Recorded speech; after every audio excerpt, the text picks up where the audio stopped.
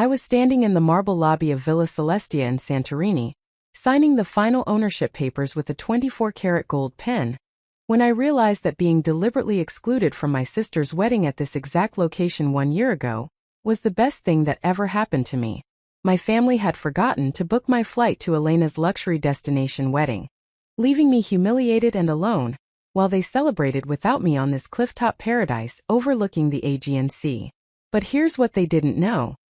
That exclusion would cost them everything, because the sister they abandoned, the daughter they treated as invisible, the family member they deemed unworthy of a plane ticket, she was about to become the owner of the one place that represented everything they valued.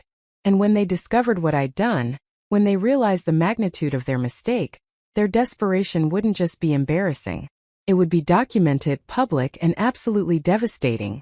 This is the story of how I went from being the forgotten daughter to the woman who owned their dreams. And trust me, you won't believe how completely their world fell apart. Before we jump back in, tell us where you're tuning in from. And if this story touches you, make sure you're subscribed, because tomorrow, I've saved something extra special for you.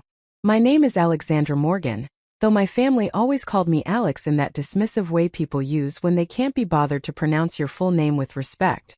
I'm 34 years old, and until the morning of June 15th when I received the group text that changed everything, I worked as a senior software architect at a mid-sized tech company in Seattle, pulling in a respectable salary that allowed me to live comfortably in a one-bedroom apartment in Capitol Hill and save about 20% of my income each month.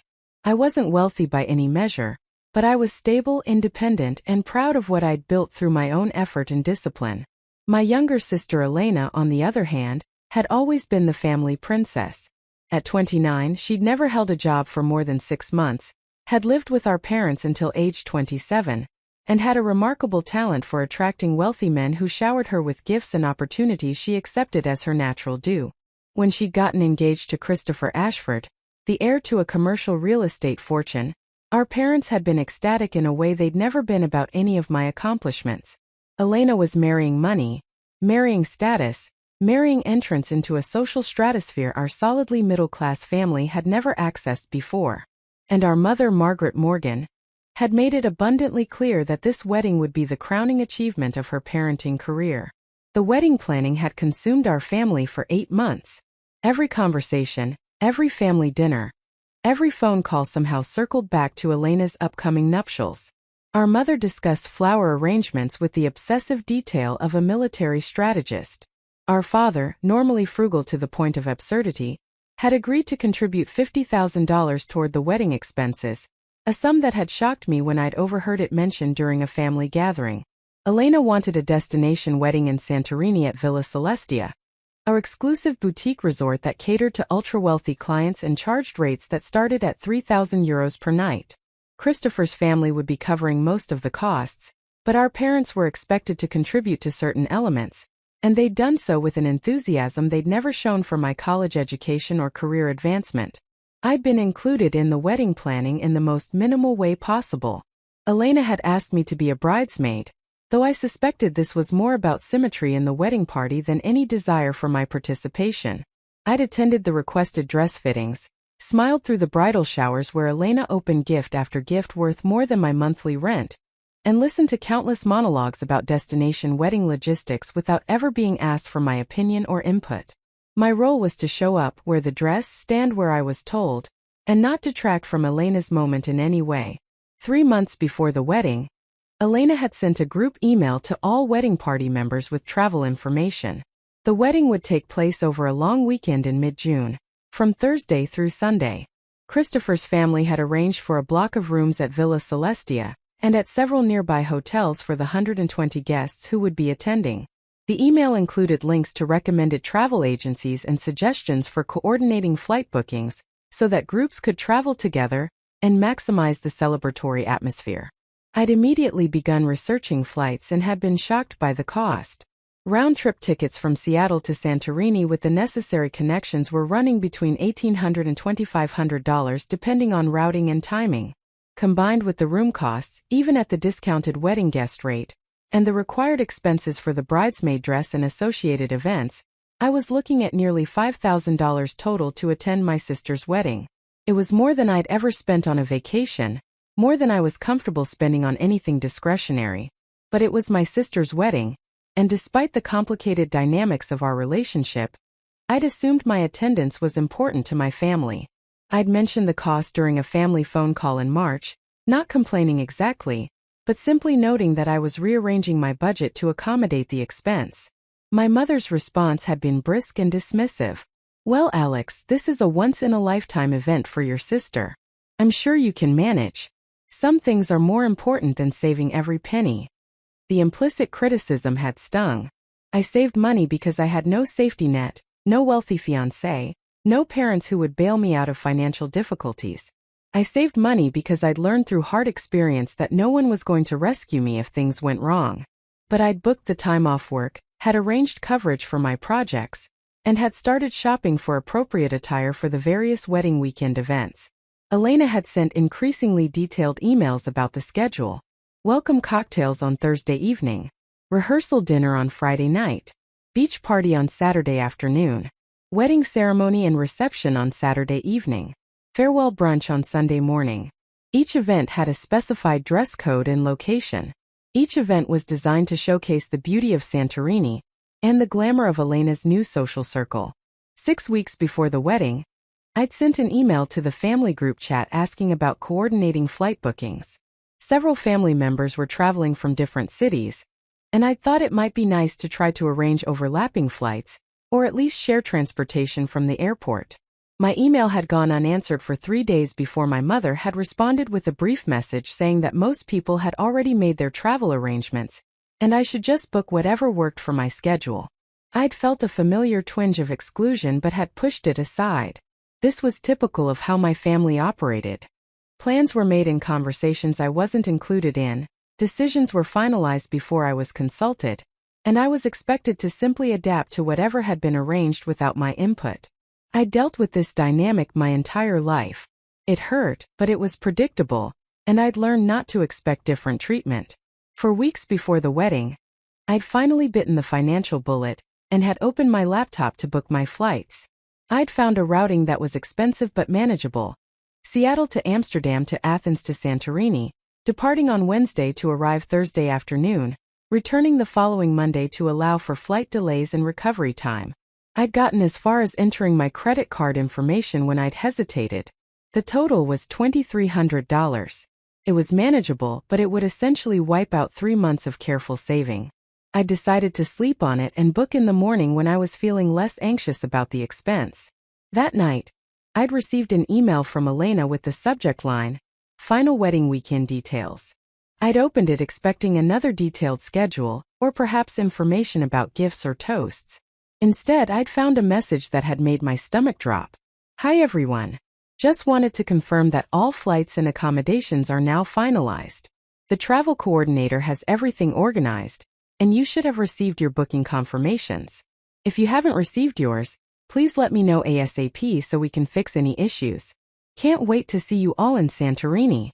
Only 4 weeks until the best weekend ever." I'd immediately checked my email, searching for any booking confirmation I might have missed. Nothing. I checked my spam folder. Nothing. I'd felt the first stirrings of anxiety and had sent a message to the family group chat. "Hi everyone. I didn't receive any booking confirmation. What travel coordinator is Elena referring to? I was planning to book my own flights." The response had come from my mother 30 minutes later. "Oh, Alex, didn't we mention that Christopher's family arranged for group travel bookings? They hired a coordinator to handle everything for the wedding party and immediate family to make sure everyone's timing was coordinated. I thought Elena told you about this." I'd read the message 3 times, my anxiety increasing with each reading. No one told me about this. I don't have any booking confirmation. Can someone forward me the coordinator's contact information? Silence. The group chat had shown that my message had been read by all 6 family members included in it. My parents, Elena, my older brother Marcus and his wife Simone, and Elena's maid of honor, our cousin Bethany. Read receipts had appeared one by one, but no response came. I'd waited 2 hours before sending a follow-up message. "Hello? Can someone please help me figure out my travel arrangements? The wedding is in 4 weeks." Finally, Elena had responded, And her message had been the first crack in what would become a complete shattering of my understanding of my place in my family.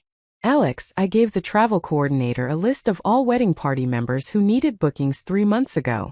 If you're not on the list, there must have been some kind of miscommunication. You'll probably just need to book your own travel at this point since everything else is finalized. Preparing and narrating this story took us a lot of time, so if you are enjoying it, subscribe to our channel, it means a lot to us. Now back to the story. I'd stared at that message trying to understand what she was saying. What do you mean I'm not on the list? I'm in your wedding party. Why wouldn't I be on the list of people who needed travel bookings? The silence that had followed had been longer this time, stretching across 6 hours while I'd sat in my apartment spiraling into increasing panic and hurt. Finally, as I'd been getting ready for bed, my mother had called. Her tone had been brisk and slightly irritated, as if I were being unreasonable by creating a problem. Alex, I don't know what happened with the travel coordinator situation. These things are complicated when you're dealing with a large destination wedding. The important thing is that you have plenty of time to book your own travel. It's only 4 weeks away. You're good with computers and logistics. I'm sure you can figure it out. Something in her tone had made me push back in a way I typically didn't with my mother. Mom, did anyone actually give my information to the travel coordinator? Or was I just forgotten? The pause before she'd answered had been long enough to tell me everything I needed to know. Alex, let's not turn this into a drama. Elena has been under tremendous stress planning this wedding. If there was an oversight, it wasn't intentional. Just book your flight and we'll see you in Santorini. And please don't mention this to Elena. She doesn't need additional stress right now. I'd hung up feeling sick to my stomach. My family had forgotten to include me in the group travel arrangements for my own sister's wedding. Or more accurately, they'd remembered to include my brother Marcus and his wife, my cousin Bethany, my mother and father, and Elena's future in-laws and their family members. But they'd forgotten me. The sister who was supposed to be standing up in the wedding, wearing the expensive bridesmaid dress, participating in all the coordinated events. They'd forgotten to book my travel. I'd spent that entire night unable to sleep, cycling between hurt and anger, and a desperate need to understand how this could have happened. In the morning, exhausted and emotionally raw, I'd opened my laptop to book the flights I'd been considering. The prices had increased by $400 overnight. Peak summer travel to Greece was apparently in high demand, and the reasonably priced options I'd seen the previous week were gone. The only available routing that would get me there in time for the Thursday welcome event now cost $2,900. I'd felt tears of frustration forming as I'd looked at my bank account balance and had done the mental calculation. I could afford it technically, but it would wipe out 4 months of savings, would require putting some expenses on my credit card, and would leave me financially vulnerable in a way that made me deeply anxious. All because my family had forgotten to include me in the group booking that had likely saved everyone else hundreds or even thousands of dollars. I'd picked up my phone and had called my father, hoping that perhaps he would be more understanding than my mother had been. He'd answered on the 4th ring, and I'd heard voices in the background suggesting he was at the golf club where he spent most Saturday mornings. Dad, I need to talk to you about the wedding travel situation. The flights are now almost $3,000 because I'm booking so late. If the family coordinator had included me in the group booking, it probably would have been much less expensive. I'm really struggling with the cost. My father's response had been delivered in the impatient tone he used when he felt someone was making problems out of things that should be simple. Alex, I don't know what you want me to say. We're all making sacrifices for this wedding. Your mother and I have put in $50,000. Do you know what that represents for us? We're not asking for gratitude, but we're also not in a position to subsidize everyone's travel costs. You're an adult with a good job. Figure it out. The unfairness of that comparison had taken my breath away. They'd contributed $50,000 to make Elena's dream wedding possible.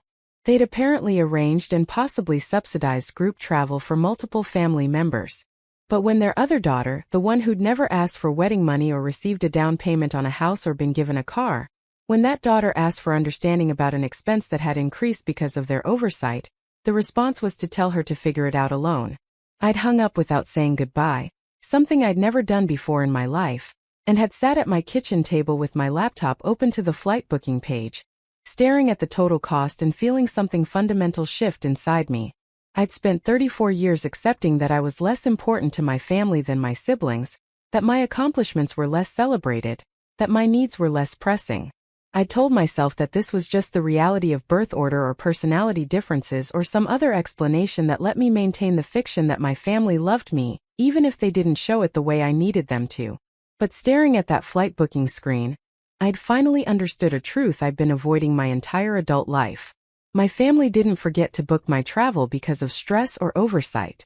They'd forgotten because including me had never been a priority. They'd forgotten because on some level, whether conscious or not, they didn't actually care whether I attended Elena's wedding. I was an obligation, a person to be included in photos and counted in head counts, but not someone whose presence or absence would genuinely matter to them. I closed my laptop without booking the flight. Then I'd opened a new browser window and had started researching what it would cost to spend that wedding weekend doing something entirely different. Something for myself. Something that would feel like a deliberate choice rather than a desperate scramble to prove I belonged somewhere I clearly wasn't wanted. By noon, I'd made a decision that felt both terrifying and liberating. I wasn't going to Elena's wedding. I wasn't going to spend $3,000 and use my limited vacation time to attend an event where my presence was so unimportant that no one had bothered to ensure I could actually get there. Instead, I was going to use that money and time for something that was entirely my own. I'd booked a solo trip to Japan, something I'd dreamed about for years but had never prioritized. The cost was comparable to what I'd have spent on Elena's wedding, but it felt like an investment in myself rather than a desperate attempt to maintain connection with people who didn't value that connection. Then I'd sent a message to the family group chat, and I'd crafted it carefully to be polite and factual rather than emotional. Hi everyone. I've looked into booking last-minute travel to Santorini, and the costs have increased significantly since the group bookings were finalized. Unfortunately, I'm not able to make the financial commitment required at this point. I'm very sorry to miss the wedding, and I wish Elena and Christopher all the best. I'll send a gift. The response had been immediate and revealing. My mother had called within 10 minutes, and her voice had been tight with anger rather than concern. Alex, you cannot miss your sister's wedding. This is completely unacceptable. What will people think? What will Christopher's family think? I'd felt a strange calm settling over me as I'd responded. I think they'll understand that destination weddings are expensive and that not everyone can afford them, especially when they have to book last minute because they were left off the group travel arrangements. Don't you dare blame this on us, my mother had hissed. You're being selfish and dramatic. This is your sister's wedding, Alex. You find a way to be there. I'd taken a breath and had said something I'd never said to my mother before. No, I'm not going to spend $3,000. I don't have to attend a wedding where my absence from the travel plans wasn't even noticed for 3 months. If being there mattered to anyone, someone would have made sure I could actually get there. My mother had made a sound of pure frustration. You're going to regret this, Alex. You're going to destroy your relationship with your sister over money. That's what you're choosing to do. I'd ended the call and had turned off my phone, knowing that leaving it on would mean hours of increasingly hostile messages. I'd spent the rest of that Saturday in a strange state of numbness mixed with relief. I wasn't going to the wedding. I'd made a choice that put my own financial security and emotional well-being ahead of my family's expectations. It felt simultaneously empowering and terrifying. By Monday morning, I'd received 17 text messages, 9 voicemails, and 23 emails from various family members. I'd read through them in my office during my lunch break, and the pattern had been remarkably consistent. My mother was furious and accused me of selfishness. My father was disappointed and suggested I was making a point rather than dealing with a real problem. Elena was hurt and couldn't understand how I could miss her wedding over money. Marcus was dismissive and said I was overreacting. Only my cousin Bethany had sent a message that acknowledged the situation's complexity, but even she'd suggested that sometimes you have to swallow your hurt and show up for family. Not one message had acknowledged that my family had forgotten to book my travel. Not one message had apologized for the oversight or offered to help with the increased costs. Not one message had suggested that perhaps they bore some responsibility for putting me in an impossible situation. Every single message had positioned me as the problem, the difficult one, the person who was choosing to hurt Elena by not attending her special day. I drafted a longer explanation, Had tried to articulate the years of feeling secondary, and the specific ways this situation revealed the family's priorities. But I deleted it all and had sent one simple response to the group chat. I've made my decision and it's final. I wish you all a wonderful weekend in Santorini. I'll be thinking of you. Then I'd muted the group chat and had focused on preparing for my own trip to Japan. The week leading up to what would have been my sister's wedding weekend had been strange and disorienting. I'd maintained my normal work schedule, had finalized my Japan travel arrangements, and had tried not to think about the fact that my entire family would be together in one of the most beautiful places on earth while I was deliberately choosing not to be there. I told myself I'd made the right choice, that I was setting boundaries and prioritizing my own well-being. But doubt crept in during quiet moments. On the Wednesday that my family departed for Santorini, I'd received a final message from Elena.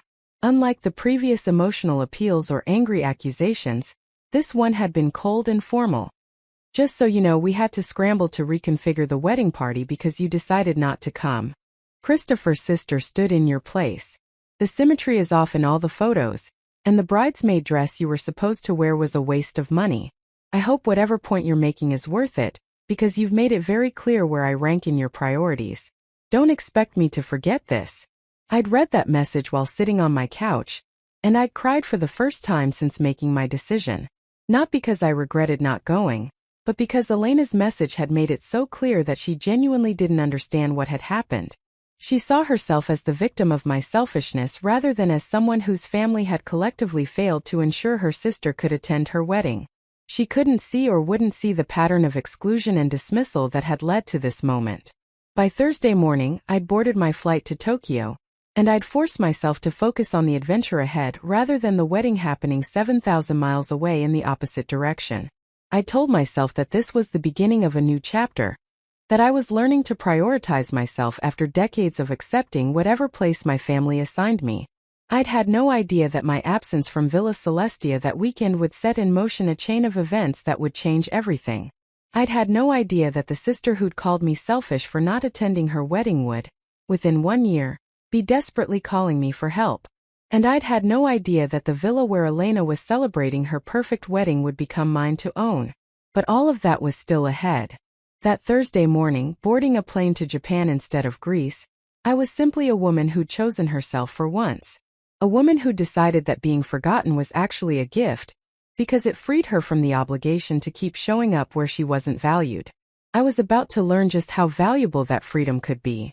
My hotel room in Tokyo's Shibuya district had floor-to-ceiling windows that overlooked one of the busiest intersections in the world, where thousands of people crossed in synchronized waves every few minutes, each person moving with purpose toward destinations that mattered to them.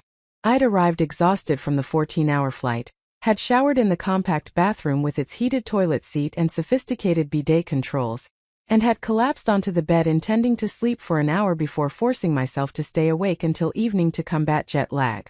Instead, I'd found myself staring at my phone, unable to resist checking social media despite knowing that doing so would only hurt. Elena had made her Instagram account public for the wedding weekend, presumably so that all the carefully curated photos of her perfect Santorini celebration could be viewed and admired by the widest possible audience. I'd opened the app and had immediately been confronted with a photo posted 3 hours earlier showing the wedding party gathered on what appeared to be a stunning terrace overlooking the caldera, the distinctive blue dome churches of Santorini visible in the background. Everyone was dressed in flowing white linen, holding champagne glasses, their faces glowing with happiness and the golden light of Mediterranean sunset. The caption read, "Welcome to paradise with my favorite people," with a string of heart and champagne emojis. I'd zoomed in on the photo, studying the faces of my family members. My mother looked elegant in a white kaftan, her arm around Elena's shoulders. My father stood slightly apart, uncomfortable as always when being photographed, but smiling genuinely. Marcus and his wife Simone were laughing at something off camera, their bodies angled toward each other in the unconscious intimacy of a strong marriage. My cousin Bethany stood next to Elena, having apparently assumed the role of maid of honor in my absence, wearing a dress that might have been meant for me. And Elena herself stood in the center of it all, radiant and beautiful, surrounded by the people who mattered most to her. I was not in the photo. Obviously, I was 7,000 miles away in Tokyo. But what struck me with painful clarity was that there was no visible gap in the composition where I should have been. No awkward spacing that suggested someone was missing. No acknowledgement in Elena's caption or the comments that one member of the family was absent. They had simply reorganized around my absence as if I had never been part of the plan at all. Christopher's sister, whom I'd met only twice, stood in what would have been my place, and the symmetry was perfect. I'd scrolled through the comments on the post, torturing myself with the responses from friends and extended family members. Everyone gushed about how beautiful the location was, how elegant everyone looked, how excited they were for the weekend ahead. Not a single person mentioned my absence. Either they didn't know I was supposed to be there, or they'd been told some story that explained away my non-attendance in a way that required no further comment. Over the next hour, I'd continued checking Elena's social media compulsively, watching in real time as my family enjoyed the welcome cocktail event without me. Photos appeared showing elaborate seafood platters and signature cocktails. Videos captured toasts and laughter. Stories documented the villa's stunning architecture and the breathtaking views from every angle. My mother appeared in several photos, beaming with pride, clearly in her element among Christopher's wealthy family and their social circle. This was what she'd wanted for Elena. This was the life she'd hoped one of her children would achieve. And I, with my sensible career and modest apartment and careful budget, had never been going to provide this kind of validation. I'd finally forced myself to put down my phone and had left the hotel, walking out into the organized chaos of Shibuya Crossing. The noise and movement and foreignness of everything around me had been exactly what I needed. I couldn't ruminate on my family's perfect Greek island celebration when I was navigating Tokyo's subway system and trying to remember the basic Japanese phrases I'd studied before the trip. I'd spent that first evening exploring the neighborhood around my hotel, eating ramen at a tiny restaurant where I was the only non-Japanese customer, and reminding myself that I'd made a choice to be here instead of in Santorini. I'd chosen this experience over the performance of family unity. I'd chosen authenticity over obligation. By the time I'd returned to my hotel late that night, exhausted and disoriented by jet lag and cultural overwhelm, I'd received a message from my brother Marcus. It was the first communication from him since my decision not to attend the wedding, and I'd opened it with both hope and dread, uncertain whether he would offer understanding or pile on additional criticism. The message had been brief and carefully neutral in tone, which somehow made it worse than outright anger would have been. Mom asked me to check on you. The wedding festivities are going well. Elena seems happy despite the stress of the last-minute changes to accommodate your absence. I hope whatever you're doing this weekend is worth the damage this is causing to your relationship with the family. Some bridges once burned can't be rebuilt. Think about whether this is really the hill you want to die on. I'd read that message 3 times, each reading making me progressively angrier. The stress of accommodating my absence. As if my absence were a deliberate act of sabotage, rather than the predictable consequence of my family's failure to include me in their travel arrangements. The damage to my relationship with the family. As if that relationship hadn't already been damaged by 3 decades of being treated as secondary and optional. The hill I wanted to die on. As if setting a boundary about not spending $3,000 to attend an event I'd been excluded from was some kind of dramatic martyrdom, rather than a reasonable decision about my own financial well-being. I'd typed and deleted several responses, each one more detailed in its explanation of exactly how the family had failed me and exactly why Marcus's framing of the situation was fundamentally wrong. But eventually, I'd settled on something brief that I'd known would probably go unread or dismissed. I'm in Tokyo having an incredible experience that I'm paying for with money I would have spent trying to prove I belong somewhere I'm clearly not valued. I hope Elena's wedding is everything she dreamed of. I genuinely do. But I'm done apologizing for having financial limits and emotional needs. I'd sent the message and had immediately turned off my phone's data roaming, cutting myself off from the stream of wedding updates and family commentary. I'd made a decision before this trip that I would be fully present for my own experience, rather than living vicariously through social media posts from an event I wasn't attending. It was time to commit to that decision. The next 3 days in Tokyo had been transformative in ways I hadn't anticipated. I'd visited temples where I'd felt a sense of peace I hadn't experienced in years. I'd gotten lost in neighborhoods where no one spoke English, and had navigated my way back through a combination of translation apps and the kindness of strangers. I'd eaten foods I couldn't identify and had discovered flavors that delighted me. I'd walked until my feet ached and had slept more soundly than I had in months. And most importantly, I'd had long stretches of time where I didn't think about my family at all, where I was simply a woman exploring a fascinating city rather than the forgotten daughter nursing wounds of exclusion. On Saturday evening, the night of Elena's wedding ceremony, I'd been having dinner at a small izakaya in the Shinjuku district, sitting at the bar and watching the chef prepare each dish with meticulous attention to detail. My phone had been off for 2 days and I'd felt lighter without it. But something had made me turn it back on that evening, perhaps morbid curiosity about what I was missing, perhaps a need to prove to myself that I could see their happiness without it destroying my own. The moment my phone had connected to the restaurant's Wi-Fi, it had been flooded with notifications. Messages, emails, missed calls, social media tags. I'd felt my stomach drop, wondering what crisis could have generated this volume of communication. Had something gone wrong at the wedding? Had someone been hurt? My first instinct, despite everything, had been concern for my family's well-being. But as I'd begun opening the notifications, I'd realized that nothing bad had happened. The opposite, in fact. Elena's wedding had apparently been spectacular, and my family members had been tagging me in posts and sending me photos with messages that ranged from passive-aggressive to outright hostile. The subtext of every message was clear. Look what you missed. Look how beautiful this was. Look how happy everyone is. Look at what you chose to give up because of your stubbornness and selfishness. My mother had sent a text message with a photo attached showing Elena and Christopher exchanging vows against a backdrop of Santorini sunset that looked like something from a luxury travel magazine. The message had read, "Your sister's wedding was the most beautiful event I've ever witnessed. I'm heartbroken that you chose not to be part of this family moment. Elena looked for you before walking down the aisle. I had to tell her you decided your vacation was more important. I hope you can live with that choice." I'd stared at that message, feeling a familiar mix of guilt and anger. Elena had looked for me.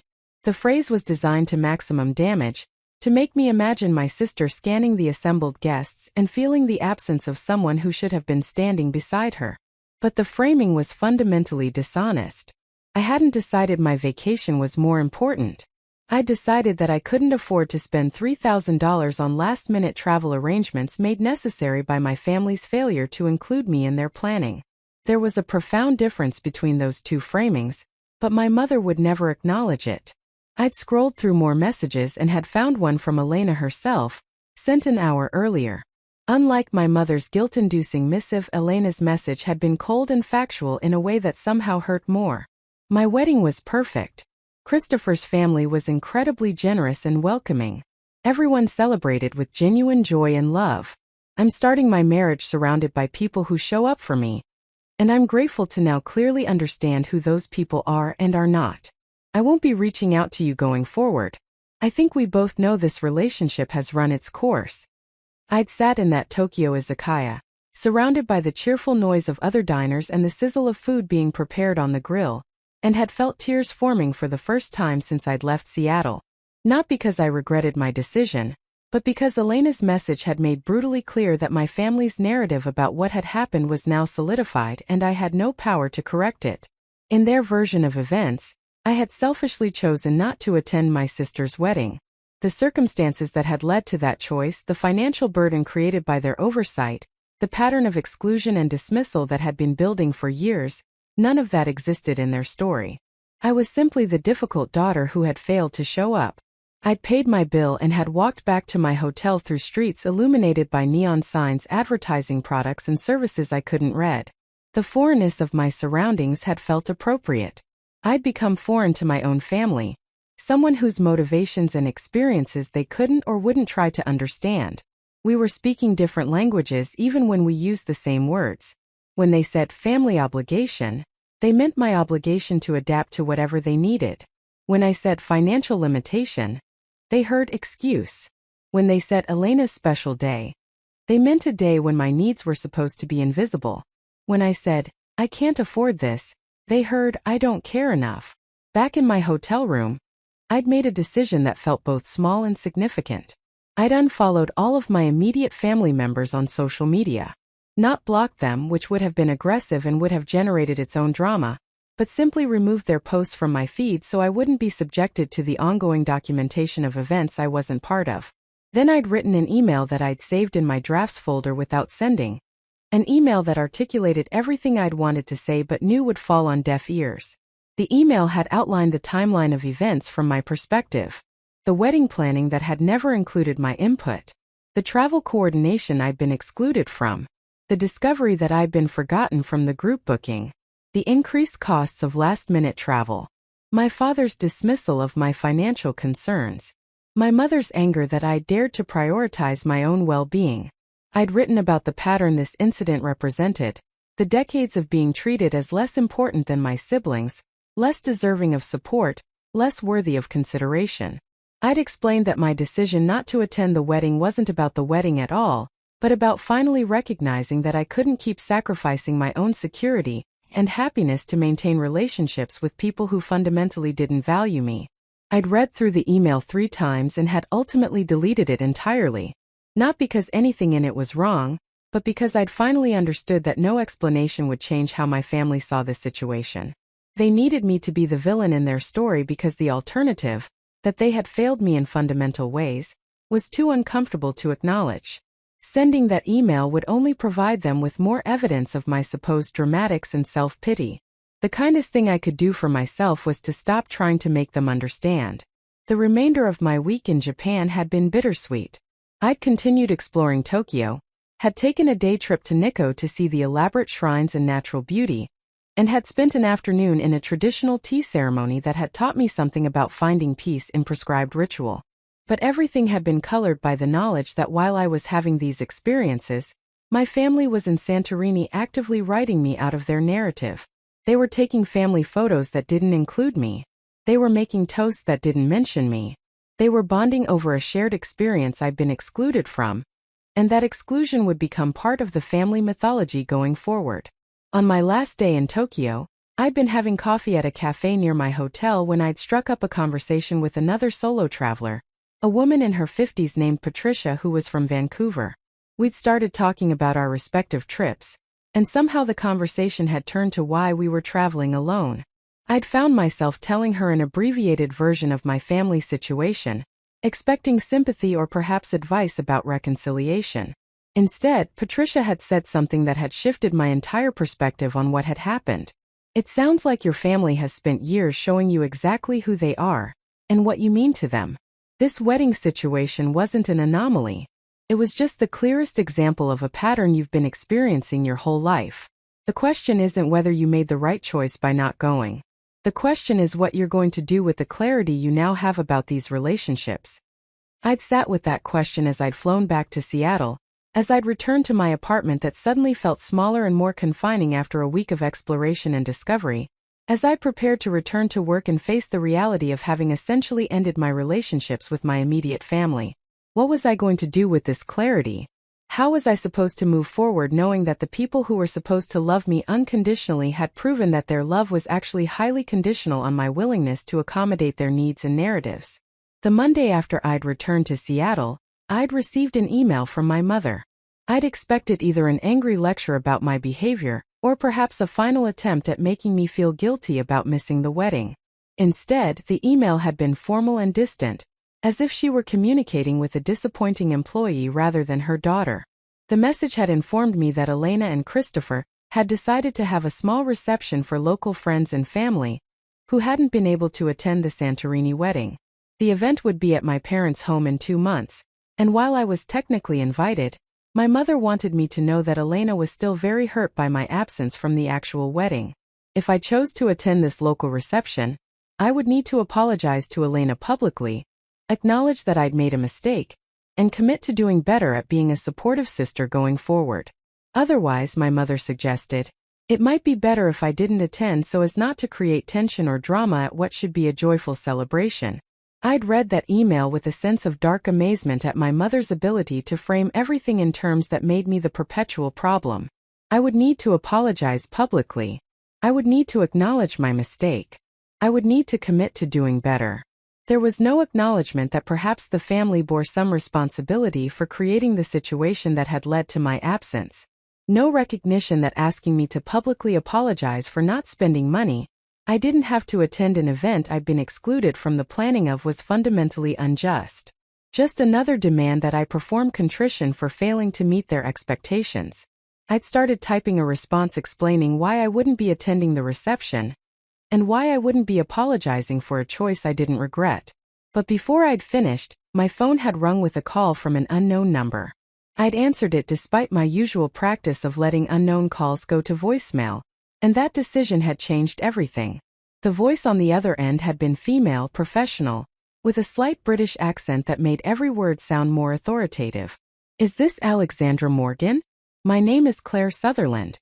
I'm a senior partner at Meridian Capital Partners, a venture capital firm based in London and San Francisco. I've been following your work in software architecture, and I'd like to discuss a potential opportunity that I think might interest you."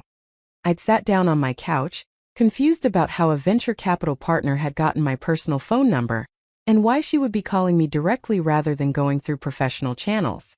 "I'm sorry, how did you get this number? And what kind of opportunity are you referring to?" Claire had laughed, a warm sound that had made me relax slightly. "I apologize for the cold call. One of my associates attended a conference where you presented on distributed systems architecture last year. She was extremely impressed with your approach, and has been following your published work since then. When we started looking for a technical co-founder for a startup we're incubating, your name came up immediately. I took the liberty of tracking down your contact information through some mutual connections.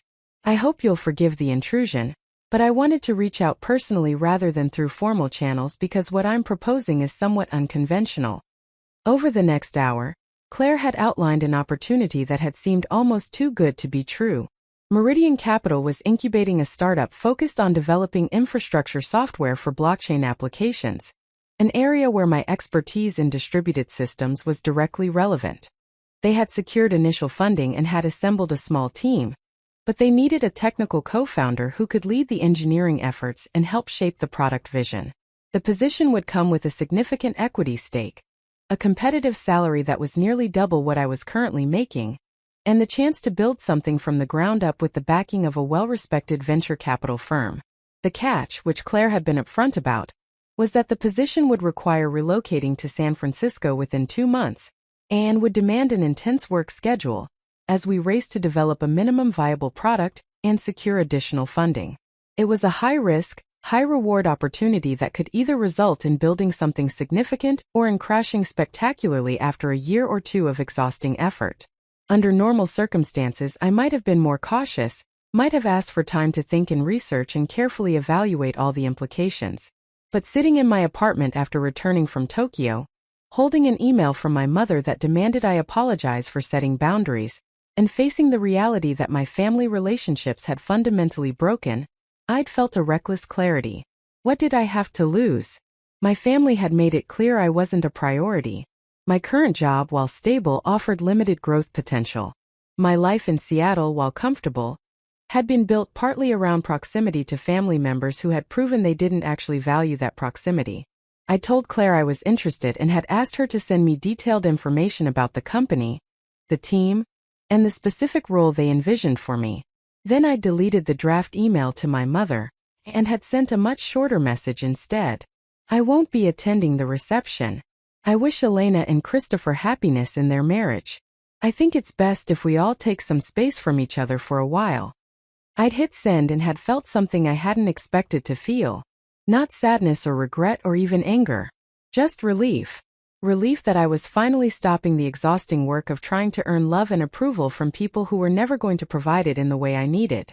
Relief that I could redirect all that energy towards something that might actually pay dividends. Relief that my future was entirely my own to shape.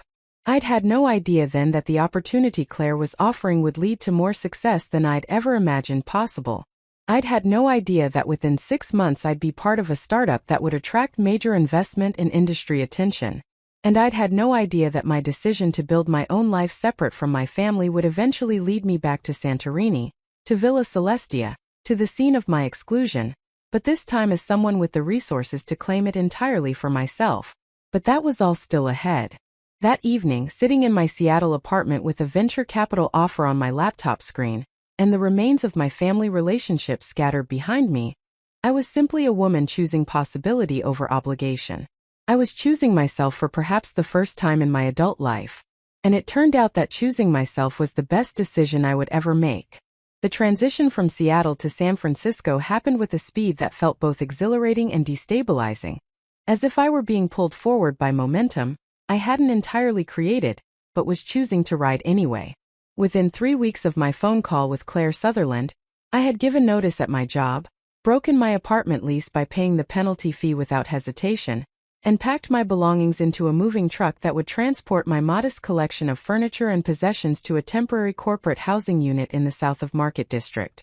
My manager at the Seattle firm had been surprised by my sudden departure, and my colleagues had thrown a hasty farewell lunch where everyone had been friendly but clearly confused about why I was leaving a secure position for the uncertainty of startup life. I had told them the professional truth, that I was joining a well-funded venture capital-backed startup as a technical co-founder, and they had congratulated me while their eyes had conveyed skepticism about whether I was making a wise choice. What I had not told them was that I was also running towards something new because staying in Seattle meant continuing to exist in the same city as my family, meant the possibility of awkward encounters at grocery stores or coffee shops, meant the constant low-level awareness that they were nearby but entirely absent from my life. San Francisco offered not just professional opportunity, but also geographic distance from relationships that had become toxic. My first month at the startup, which we had named Chain Forge after considerable debate about what conveyed both technical sophistication and accessible utility, had been consumed by the intense work of building something from almost nothing.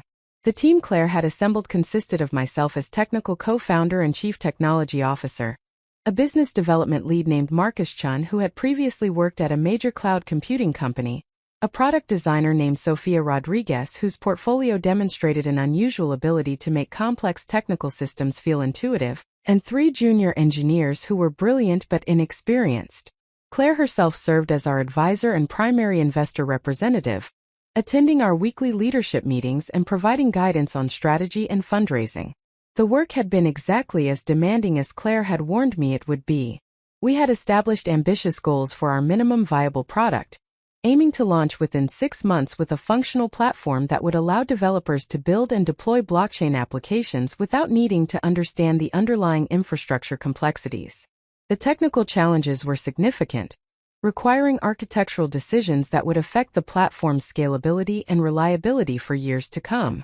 I had found myself working 12 and 14-hour days, reviewing code late into the night, sketching system designs on whiteboards until my hand cramped, and falling into bed exhausted but energized by the knowledge that I was building something meaningful.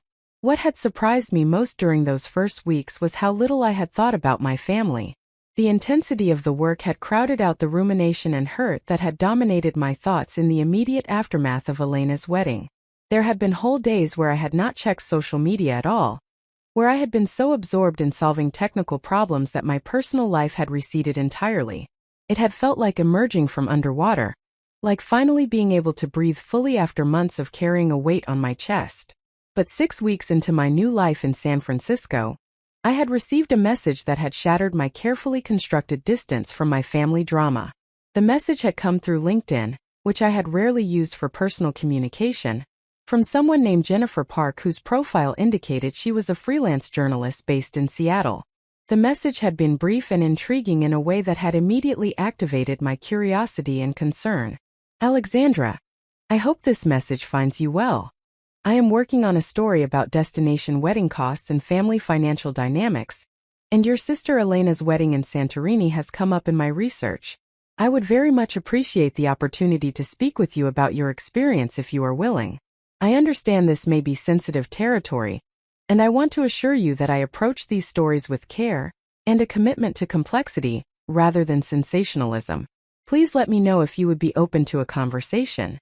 I had stared at that message for a long time, trying to understand how a journalist would have learned about my family situation and why it would be relevant to a story she was researching.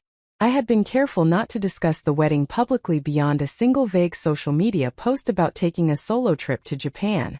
I had not written any detailed accounts of what had happened or sought sympathy from anyone beyond a few close friends who had asked why I had missed my sister's wedding.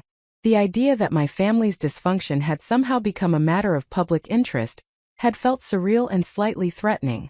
After considerable deliberation, I had responded to Jennifer with a cautious message indicating that I would be willing to have a preliminary conversation to understand more about her story and what kind of information she was seeking. We had scheduled a video call for the following evening, and I had spent the intervening hours alternating between curiosity about what she had learned and anxiety about having my personal life examined by someone whose motivations I did not fully understand. Jennifer Park had appeared on my laptop screen as a woman in her early 40s with intelligent eyes and an expression that managed to be both warm and professionally neutral. She had thanked me for agreeing to speak with her, and had immediately put me at ease by explaining the genesis of her article in a way that made her interest seem legitimate rather than voyeuristic. She had been working on a broader piece about the rising costs of destination weddings and the financial and emotional pressures they created for guests, particularly family members who felt obligated to attend regardless of their ability to afford the associated expenses. During her research, she had been interviewing wedding planners, travel coordinators, and families who had either hosted or attended destination weddings. One of the travel coordinators she had spoken with, someone who specialized in managing group travel for luxury destination events, had mentioned a recent Santorini wedding where there had been a significant oversight in the booking process that had resulted in one family member being excluded from the group arrangements. The coordinator, whom Jennifer had not named, had shared the story as an example of how complex logistics could sometimes result in people being forgotten or overlooked, and how such oversights could have serious relational consequences. The coordinator had not provided names, but she had mentioned enough details about the wedding, including the specific villa and the approximate date, that Jennifer had been able to identify it through social media research. From there, she had found Elena's very public Instagram documentation of the wedding, and had noticed that one person who was listed in earlier bridesmaid posts had been conspicuously absent from all wedding weekend photos. Jennifer had explained all of this with a directness I had appreciated, making it clear that she had done considerable investigative work but also that she was approaching the story with genuine journalistic ethics rather than simply seeking scandal. What had made me decide to speak with her openly rather than declining to comment had been her articulation of why she thought the story mattered beyond my personal situation. "What interests me about your experience," Jennifer had said, her expression serious and engaged, "is that it represents something a lot of people are dealing with but not talking about publicly. The pressure to spend beyond your means for family events, the assumption that if you can't afford something you are being difficult or selfish, the way financial limitations get framed as moral failings. Your family may have genuinely forgotten to include you in the group booking, but what happened after that? The expectation that you would simply absorb the increased costs and the characterization of your very reasonable boundary as a betrayal. That pattern is something I hear about constantly from people who feel trapped between financial reality and family expectations." I had found myself telling Jennifer the entire story in far more detail than I had shared with anyone except Patricia, the woman I had met in Tokyo. I had walked her through the timeline of the wedding planning, my exclusion from the travel coordination, the discovery that I had been forgotten from the group booking, the increased costs that had resulted, and my family's response when I had said I could not afford to attend. I had shared the messages my mother had sent, the accusatory tone from Elena, the dismissiveness from my father and brother. I had explained the pattern this incident represented, the decades of being treated as less important than my siblings, less worthy of financial support or emotional consideration. Jennifer had listened with the focused attention of someone trained to hear not just words but the meaning beneath them, taking notes occasionally but mostly just letting me talk. When I had finished, she had asked me a question that had revealed she understood the complexity of what I had experienced in a way most people did not. "Do you think your family actually forgot to book your travel? Or do you think on some level they made a choice not to prioritize ensuring you could attend?" The question had articulated something I had been avoiding examining too closely because the answer was too painful. I had sat with it for a long moment before responding with the honesty that Jennifer's approach seemed to invite. "I think they forgot because including me was never actually important to them. Not in a conscious, deliberate way where they sat around deciding to exclude me, but in the way that you forget to do things that don't really matter, that aren't actually priorities. If ensuring I could attend had been important, someone would have checked. Someone would have noticed when the travel coordinator sent confirmations and mine didn't go out. Someone would have asked whether I had received my booking information. But nobody did, because on some fundamental level, my presence was optional in a way that everyone else's wasn't. Jennifer had nodded slowly, and I had seen something like recognition in her expression. That distinction you just made between conscious cruelty and the cruelty of simply not prioritizing someone, I think that is going to resonate with a lot of people. Because it is actually harder to confront in some ways. If your family had deliberately excluded you, you could point to that and say this is wrong. But when it is just a pattern of you not being quite important enough, not being quite enough of a priority, it is harder to name and therefore harder to defend yourself against. We had talked for nearly 2 hours, and by the end of the conversation I had agreed to let Jennifer use my story in her article, though she had offered to keep me anonymous if I preferred. I had thought about it carefully and had ultimately decided that using my real name felt like a way of refusing to be ashamed of setting boundaries, of making it clear that I was not the villain my family had positioned me as in their narrative. Jennifer had promised to send me the article before publication so I could review how my experience was characterized, and we had ended the call with me feeling both exposed and strangely validated. 3 weeks later, Jennifer had sent me a draft of her article.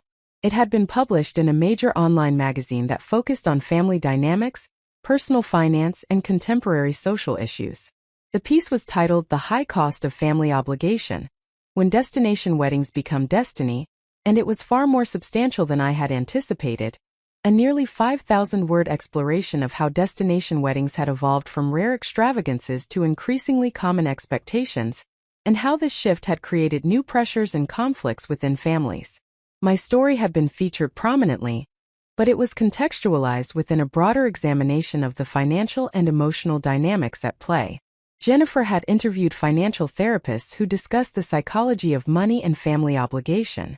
She had spoken with etiquette experts who weighed in on the responsibilities of hosts versus guests. She had gathered data on average destination wedding costs and on the percentage of invited guests who declined to attend due to expense. And she had collected stories from dozens of other people who had experienced various forms of family conflict around destination weddings. From parents who had spent their retirement savings to attend children's expensive celebrations to friends who had gone into debt to fulfill bridesmaid obligations. What had made Jennifer's article powerful was that she had not positioned any individual as purely right or wrong. She had acknowledged the genuine desire of couples to create meaningful wedding experiences, the legitimate excitement families felt about celebrating together in beautiful locations, and the real logistical challenges of coordinating large groups of people across distances. But she had also unflinchingly examined the entitled assumptions that often accompany destination wedding planning, the expectation that guests would simply find a way to afford whatever was required regardless of their financial circumstances, and the way that declining to attend for financial reasons was frequently characterized as a personal failing rather than a practical reality. The section about my specific situation had been handled with the care Jennifer had promised. She had presented the facts clearly, including my family's failure to include me in the group travel booking, the resulting cost increase, and my decision not to attend when the price became prohibitive. She had quoted from some of the messages my family had sent, which I had shared with her, including my mother's statement that I was destroying my relationship with my sister over money and Elena's message that I had made clear where she ranked in my priorities. And then Jennifer had included commentary from a family therapist who had explained the psychological dynamics at play in situations where one family member was consistently treated as less important than others. The therapist, Dr. Rebecca Winters, had said something in the article that had made me sit back in my chair and take a long breath. What we see in Alexandra's story is a pattern that is unfortunately quite common in families with uneven dynamics. One child becomes the identified patient or the problematic one, not because they actually cause more problems, but because they refuse to absorb mistreatment quietly. When Alexandra set a boundary by saying she could not afford to attend the wedding under the circumstances, her family responded by characterizing her boundary as betrayal. This is classic dysfunction. The person who names the problem becomes the problem, while the actual issues, the pattern of exclusion and the failure to ensure she could attend, never get addressed. Jennifer's article had been published on a Tuesday morning, and by Tuesday afternoon it had been shared thousands of times across social media platforms. I had watched with growing amazement as the piece went viral, accumulating comments from readers who shared their own experiences with destination wedding pressures, family financial conflicts, and the particular pain of being the less favored child or sibling. Many commenters had expressed outrage on my behalf, calling my family's behavior inexcusable, and praising my decision to prioritize my own financial health. Others had shared similar stories of being forgotten or excluded from family events, of having their financial limitations dismissed as character flaws, of being expected to sacrifice endlessly for family members who never reciprocated. The article's viral spread had felt both validating and overwhelming. For years I had internalized my family's narrative that I was being unreasonable, too sensitive, making problems where none existed. Seeing thousands of strangers affirm that my experience reflected genuine dysfunction, rather than my own flaws, had been healing in a way I had not expected. But it had also meant that my private family conflict had become public in a way I could not control, and I had known with absolute certainty that my family would see the article and would be furious. I had not had to wait long for their response. By Wednesday morning, my email inbox had contained a message from my father that had been CC'd to my mother, Elena, and Marcus. The message had been brief and cold, conveying more through what it had not said than through its actual content. Alexandra, we have seen the article published about our private family matters. We are deeply disappointed that you chose to air personal conflicts publicly, and to allow a journalist to characterize our family in such a negative light. The story presented is one-sided and lacks important context about the efforts we made to include you, and the challenges Elena faced planning a complex destination event. Your mother and I feel that you have betrayed the family's trust, and damaged our reputation in our community. We need to take a significant break from contact while we consider whether this relationship can be repaired. Elena is devastated by the public humiliation, and we will be supporting her through this difficult time that you have created. I had read the email multiple times, struck by the complete absence of any acknowledgement that perhaps the story Jennifer had told was accurate, that perhaps my family bore some responsibility for the situation that had led to my absence from the wedding. There was no reflection, no consideration that maybe thousands of people responding with outrage and recognition suggested that their behavior had indeed been problematic. Instead, there was only defensive anger and a reframing of my decision to speak honestly about my experience as a betrayal rather than as an attempt to establish truth. What had surprised me was how little emotional impact the email had carried. 6 months earlier, receiving a message like this from my father would have devastated me, would have sent me into spirals of self-doubt and desperate attempts at reconciliation. But sitting in my San Francisco apartment, exhausted from another long day of work on Chain Forge, I had felt mostly relief. My family was officially cutting me off, which meant I no longer had to wonder whether reconciliation was possible, or whether I should be making efforts to repair relationships they clearly had no interest in repairing. They had made the choice for me, and in doing so had freed me from any remaining obligation to try. I had responded with a single sentence that I had crafted carefully to be both clear and final. I spoke honestly about my experience to a journalist who approached me, and I stand by everything I said. I wish you all well, but I agree that distance is best for everyone. Then I had blocked their email addresses, their phone numbers, and their social media accounts. Not out of anger, but out of a recognition that continuing to receive messages from them would only create ongoing disturbance in a life I was trying to build in a new direction. I had spent 34 years trying to earn their love and approval. I was done. But the article had consequences that extended far beyond my immediate family's response. Within a week of publication, I had received messages from 3 of my cousins, including Bethany, who had served as Elena's maid of honor, expressing varying degrees of support and apology. Bethany's message had been particularly thoughtful, acknowledging that she had witnessed patterns of favoritism and exclusion in our family, but had not recognized how damaging they were until reading them articulated in Jennifer's article. She had apologized for not standing up for me more forcefully, and had said that while she loved Elena, she now understood that supporting Elena had sometimes meant being complicit in my marginalization. I had also received messages from extended family members I barely knew, from old high school friends who had followed my family's social media, and had wondered why I had not been at the wedding, and from complete strangers who had been moved by the article, and wanted to share their own stories of family dysfunction and boundary setting. The volume of supportive communication had been overwhelming in the best possible way, creating a sense that I was not alone in my experience even as I was geographically and emotionally distant from my family of origin. But the most unexpected consequence of the article had come 3 weeks after publication, in the form of another LinkedIn message, this time from someone whose name I recognized immediately despite having never met her. The message was from Marissa Castellanos, the owner and operator of Villa Celestia in Santorini, the location where Elena's wedding had taken place. The message had been professional but warm, expressing admiration for my courage in speaking publicly about my experience, and asking whether I might be willing to have a conversation about the villa's business operations. Marissa had explained that she had been following the conversation sparked by Jennifer's article, and had been reflecting on the ways that luxury destination wedding venues sometimes inadvertently contributed to family conflicts by creating financial pressures that not all guests could reasonably manage. She was interested in exploring whether there might be ways to make such events more inclusive, or to provide better support for guests dealing with financial constraints. I had been intrigued enough by Marissa's message to agree to a video call, curious about why a villa owner in Santorini would reach out to me, and what kind of conversation she was hoping to have. When we had connected, I had found myself speaking with a woman in her late 50s who had an aristocratic bearing softened by genuine warmth and what seemed like real ethical concern about the business she ran. Marissa had told me that she had inherited Villa Celestia from her mother 5 years earlier, and had been running it as a luxury event venue, while also maintaining a small number of private guest suites. The property had been in her family for 3 generations, but it had become increasingly expensive to maintain the historical building and grounds to the standards wealthy clients expected.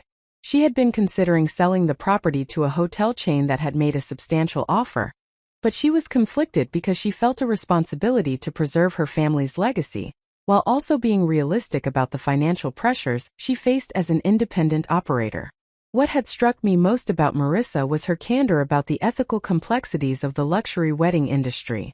She had acknowledged that venues like hers benefited from creating aspirational experiences that often required guests to spend beyond their means.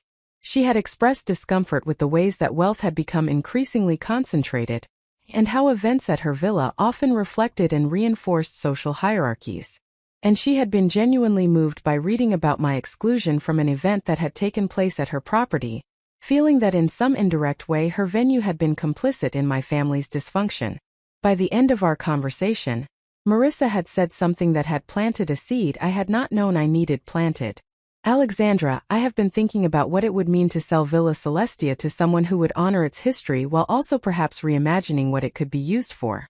Someone with actual values rather than just capital.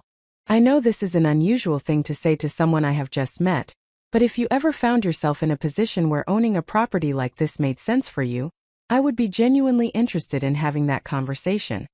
I had thanked Marissa for the thought, had assured her that I was nowhere near being in a position to purchase a luxury villa in Greece, and had ended the call thinking it had been a lovely but ultimately impractical conversation. I had been working at a startup for less than 3 months. My equity stake would only have value if Chainforge succeeded and eventually had a liquidity event through acquisition or public offering. The idea that I would someday be wealthy enough to purchase Villa Celestia had seemed like pleasant fantasy rather than realistic possibility.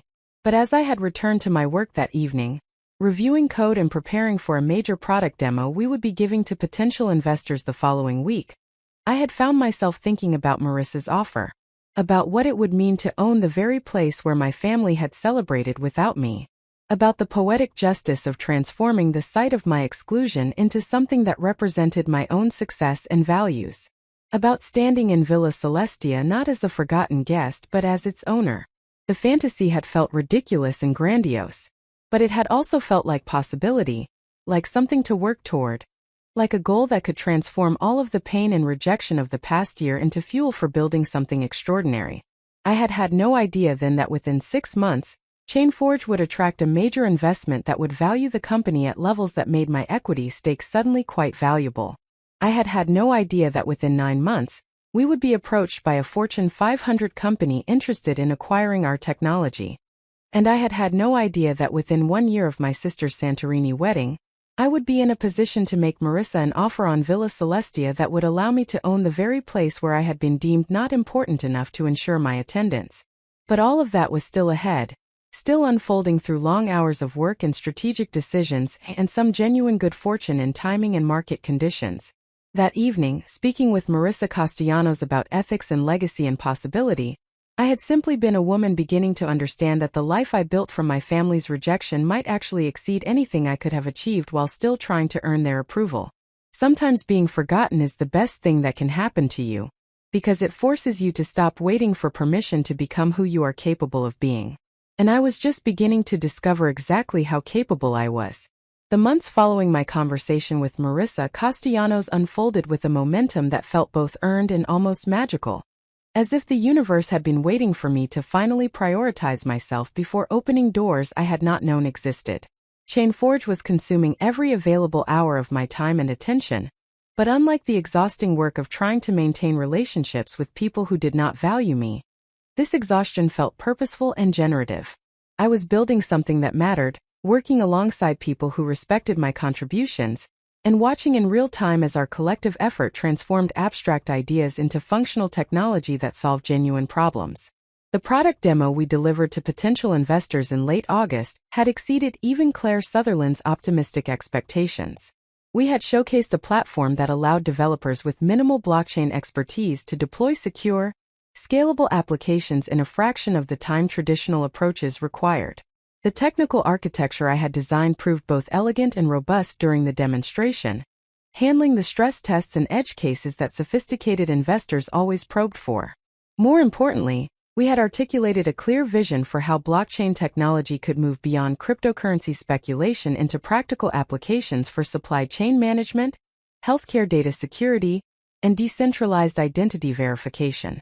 3 venture capital firms had expressed serious interest in leading our series of funding round, and by mid-September we had closed on $12 million in new investment at a valuation that made my equity stake suddenly worth over $2 million on paper.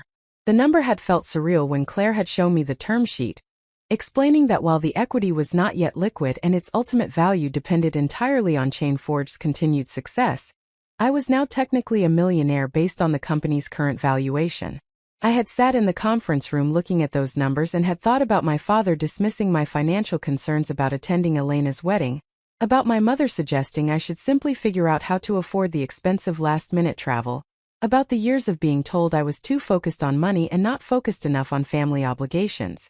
The irony was not lost on me that my family's rejection had directly enabled my current success. If I had spent $3,000 attending Elena's wedding in Santorini, if I had continued trying to maintain relationships that drained rather than sustained me, if I had stayed in Seattle in a job that was comfortable but limiting, I would never have been available when Claire Sutherland called with an opportunity that would transform my life. My family had meant to punish me through exclusion. Instead, they had freed me to build something they could never have imagined I was capable of. But what surprised me most during those intense months of work was not the professional success, but rather the relationships that developed within the Chainforge team. I had spent so much of my life experiencing conditional connection, relationships that existed only as long as I was useful or compliant or willing to make myself small. The friendships that formed through the shared intensity of startup building were different in ways I was still learning to recognize and trust. Sofia Rodriguez, our product designer, became the first person I told about the full complexity of my family situation. We had been working late one evening in October, reviewing user interface mockups for a new feature, when she had noticed I was distracted and had asked with genuine concern whether everything was all right. I had initially deflected with vague assurances that I was just tired, but Sophia had a way of creating space for honesty that made deflection feel more exhausting than simply telling the truth. I had found myself describing the wedding situation, the article Jennifer had written, and the estrangement from my family that had resulted. Sophia had listened with the focused attention of someone who understood complicated family dynamics from personal experience. When I had finished, she had shared her own story of being effectively disowned by her parents when she had come out as queer at 23, of spending years trying to earn back acceptance that was never going to be offered on terms she could live with, and of finally building a chosen family that provided the unconditional love her biological family had withdrawn. Her story had been different from mine in its specifics but similar in its emotional architecture, and the recognition between us had been immediate and profound. From that evening forward, Sophia had become something more than a colleague. She had become a friend in the truest sense, someone who checked on my well-being not because it affected her work, but because she genuinely cared. Someone who celebrated my successes without resentment, and who sat with me during moments of doubt without trying to fix feelings that simply needed to be felt. She had introduced me to her chosen family, a network of friends who gathered for weekly dinners and supported each other through the various crises and celebrations of adult life. Being welcomed into that circle had shown me what healthy relationships actually looked like, how people who genuinely cared for each other behaved, and how different that was from the transactional dynamics I had grown up experiencing as normal. Marcus Chan, our business development lead, had become another unexpected ally. Marcus was in his early 40s, had previously held senior positions at 2 major technology companies, and had taken a significant pay cut to join ChainForge because he believed in the mission and wanted the experience of building something from the ground up before he was too old to tolerate startup chaos. He had a wife and 2 young children, maintained strict boundaries around work hours despite the startup's demanding culture, and demonstrated through consistent action that professional excellence and personal balance were not mutually exclusive. I had initially been intimidated by Marcus, perceiving his experience and confidence as potentially threatening to my own authority as technical co-founder. But he had made clear from our first interactions that he saw us as partners with complementary skills, rather than as competitors for status or control. When I had struggled with imposter syndrome during negotiations with a major potential client, convinced that my relative youth and lack of business development experience would undermine our credibility, Marcus had taken me aside and had said something that had shifted my entire perspective. He had told me that one of the reasons Claire had recruited him to ChainForge was specifically because she wanted someone who would support rather than overshadow the technical leadership. He had explained that many startups failed because business and technical leaders competed rather than collaborated, and that his role was to handle the aspects of company building where his experience added value, while ensuring that my technical vision remained central to everything we built. He had then asked me directly what support I needed from him to feel more confident, and he had followed through on every commitment he made in response to my answer. That conversation had been the beginning of a working relationship that felt genuinely collaborative in ways I had rarely experienced. Marcus had sought my input on business decisions that had technical implications, had defended my architectural choices when investors questioned them, and had actively worked to ensure that I received appropriate credit for ChainForge's technical innovations. More than that, he had modeled what healthy professional relationships looked like, demonstrating that it was possible to disagree about strategy without making disagreements personal, to push back on ideas without attacking the people who proposed them, and to celebrate collective success without needing to claim individual credit. Through Marcus, I had met his wife Teresa, who worked as a family therapist and who had offered insights about my family dynamics that had been more clarifying than months of my own rumination.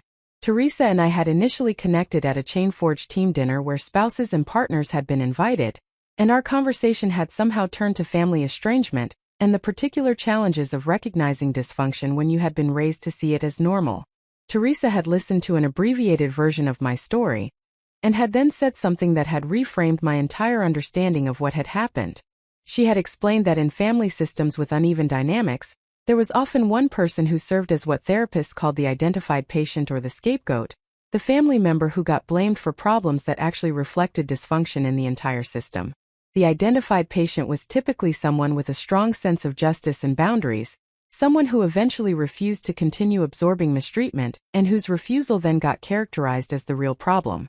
When the identified patient set boundaries or left the system entirely, the family often experienced a crisis because they lost the person who had been absorbing all the tension that kept the dysfunctional dynamic stable. Teresa had suggested that my family's extreme response to the article Jennifer had written was not really about the article itself, but about the fact that I had refused to continue playing the role they needed me to play. By speaking publicly about my experience, by refusing to accept their narrative that I was the problem, I had disrupted the family system in a way that forced them to either acknowledge their own dysfunction, or to completely cut me off to preserve their preferred story. They had chosen the latter because it was easier than the self-examination the former would require. Understanding my family's response through this framework had been liberating in ways I had not anticipated. I had spent months wondering whether I had been too harsh, whether I should have tried harder to explain my perspective, whether there was something I could have done differently that would have preserved the relationships while still maintaining my boundaries. Teresa's explanation had helped me see that there was actually nothing I could have done differently that would have resulted in my family treating me with genuine respect and care. The dysfunction was structural, built into the family system over decades, and my only real choices had been to continue absorbing it or to leave. I had chosen to leave, and while that choice carried grief, it was not a choice I should regret. Through these deepening friendships and the community they connected me to, I began to understand what I had been missing throughout my life. I had thought family was supposed to be the primary source of unconditional love and support, and when my family had failed to provide those things, I had assumed the failure was mine. But Sophia's chosen family, Marcus and Teresa's collaborative approach to relationships, and the various friends and colleagues I met through them demonstrated that unconditional love and genuine support were absolutely available in the world. They simply were not going to come from my biological family, and recognizing that truth, while painful, also meant I could stop wasting energy on trying to extract from my family what they were not capable of giving, and could instead invest that energy in relationships with people who actually showed up consistently. By November, 6 months after Elena's wedding and 4 months into my work at Chain Forge, I had built a life in San Francisco that felt more authentically mine than anything I had experienced in Seattle. I had work that challenged and fulfilled me, colleagues who had become genuine friends, a community that welcomed me, and a growing sense that I was exactly where I was supposed to be. The success of Chain Forge was accelerating in ways that exceeded our initial projections, with major companies expressing interest in partnerships and several industry publications writing about our innovative approach to blockchain infrastructure. It was during this period of professional momentum and personal growth that I received an unexpected email that would ultimately lead me back to Santorini, though I could not have known that at the time. The email was from a woman named Dr. Priya Sharma, who introduced herself as a professor of family sociology at Stanford University. She explained that she had read Jennifer Park's article about destination wedding costs and family dynamics, had been particularly struck by my story, and wondered whether I might be willing to participate in a research study she was conducting on family estrangement and financial conflict. Priya's research focused on the ways that economic inequality and differing financial circumstances within families created tensions that often resulted in estrangement, and how those estrangements were typically understood and narrated by the different parties involved. She was interested in interviewing people who had experienced estrangement related to financial issues, with a particular focus on situations where setting financial boundaries had been characterized as selfishness or betrayal by other family members. Her goal was to better understand the patterns that led to these ruptures, and to develop frameworks that might help families navigate economic differences more constructively. I had agreed to participate in Priya's study partly out of curiosity about her research, and partly because talking with Teresa had shown me how valuable professional perspective could be in understanding family dynamics. If the company continued its current trajectory, we were likely to have some kind of liquidity event within the next 12 to 18 months through either acquisition or public offering. At that point, my equity would convert to actual liquid assets. Additionally, I was now earning a salary that allowed me to save significantly each month, and I had received a retention bonus as part of the series of funding round that had added another $200,000 to my savings. Angela had introduced me to her wealth management team, professionals who specialized in helping newly wealthy tech workers make strategic decisions about their assets. They had run various scenarios and had concluded that purchasing Villa Celestia was feasible if I was willing to take on some leverage, and if I could secure a commitment from Marissa to seller financing for part of the purchase price. The risk was real, but the potential for both financial return and personal meaning was significant. The villa was a profitable operation that could continue generating revenue, even as I determined what I wanted to do with it long term. By early December, I had begun serious negotiations with Marissa about purchasing Villa Celestia. The process was complex, involving international legal considerations, financing arrangements, and extensive due diligence on the property's condition and financial performance. But with each step forward in the negotiation, I felt increasing conviction that this was exactly what I was supposed to be doing. I was not just buying a property, I was reclaiming a narrative, transforming the sight of my family's rejection into evidence of my own capability and success. Through these months of professional success and personal growth, through the formation of genuine friendships and the development of a community that actually supported me, through the therapy and research participation that helped me understand my family dynamics with clarity, I was building toward something I could not yet fully see. I was building toward ownership of the very place where my family had celebrated without me. I was building toward a confrontation with my past that would be conducted entirely on my terms. I was building toward a future where their rejection of me would be revealed as the gift it actually was. But I still did not know that within 2 months, Elena would reach out to me in desperate need. I still did not know that my family would discover what I was planning to do, and would attempt to interfere. And I still did not know that standing in Villa Celestia as its owner would feel not like revenge but like freedom. Like the final release from caring what people who did not value me thought about my choices. All of that was still ahead. But the foundation was being built through every friendship formed, every professional success achieved, every conversation with people who saw my worth, every step toward reclaiming what my family's rejection had tried to take from me. I was becoming someone my family would not recognize. And that transformation was exactly what needed to happen. The call from Marissa Castellanos came on a Thursday morning in mid-January, interrupting what had been shaping up as one of the most productive weeks Chain Forge had experienced since our founding. We were closing in on our first major enterprise client, a multinational pharmaceutical company that wanted to use our platform for secure supply chain tracking. The technical demonstrations had gone flawlessly, the legal teams were finalizing contract language, and Claire Sutherland had projected that this single deal would validate our business model in ways that would make our next funding round significantly easier. I had been reviewing the final technical specifications when my phone had lit up with an international number I recognized immediately as coming from Greece. Marissa's voice had carried intention I had not heard in our previous conversations, a strain that suggested she was delivering news she knew would be unwelcome. She had apologized for calling rather than emailing, explaining that what she needed to tell me required the nuance of direct conversation. Then she had delivered information that had made my stomach drop in a way I had not experienced since discovering I had been excluded from Elena's wedding travel arrangements. Villa Celestia had received another offer, one that complicated our negotiations in ways Marissa had not anticipated when we had begun discussing my potential purchase. The offer had come from a consortium of investors led by the Ashford family, specifically from Robert Ashford, who was Christopher Ashford's father and Elena's father-in-law. The Ashfords were apparently interested in acquiring Villa Celestia as a family investment property, a place where they could host events and potentially develop additional luxury accommodations on the surrounding land that Marissa also owned. Their offer was €5 million, $500,000 more than the asking price Marissa had quoted to me, and it came with minimal contingencies and the ability to close quickly. Marissa had explained all of this with genuine regret in her voice, making clear that she had not solicited the Ashford offer, and that she remained personally committed to selling the villa to someone who would honor its character rather than simply maximizing its commercial potential. But she also had fiduciary responsibilities and family members who had ownership stakes in the property, and she could not simply dismiss an offer that exceeded our negotiated price by such a significant margin. She was legally and ethically obligated to present the Ashford offer to her family partners, and to give me an opportunity to match or exceed it if I wanted to remain in contention. I had listened to this information while staring out the window of my San Francisco apartment at the fog rolling in from the bay, and I had felt a familiar sense of my family's shadow reaching across continents to interfere with something that should have been entirely separate from them. The timing was too perfect to be coincidental.